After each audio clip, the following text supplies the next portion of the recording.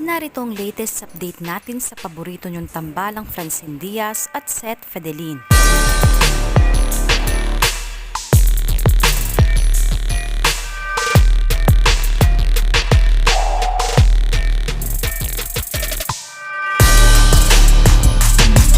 Isa na namang bagong proyekto ang nagbukas sa paborito niyong sikat na love team na sina Francine Diaz at Seth Fedelin.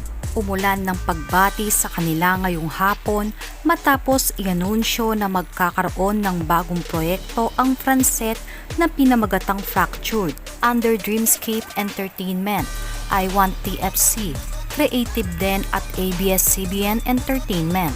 Magkasama ang Francet ngayon dahil ginanap ang kanilang MediaCon at makakasama nila sa proyektong ito sina Jeremiah Lisbo, Kaori Oinuma, Daniela Estraner at ang nakasama nila sa Dirty Linen na sina Jenica Garcia, Sean Tristan at Raven Rigor.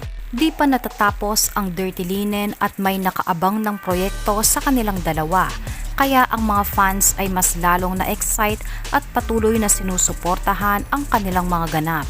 Samantala, palaisipan na naman ang bagong post ni Seth Fedelin sa kanyang Instagram na may caption na may di na naman mahulaan ng mga fans ang bitin na impormasyon ni Seth Fedelin. Marami pang ibang aabangan na pasabog sa tambalang Francine Diaz at Seth Fedelin at yan ang inyong tutukan sa mga susunod na araw.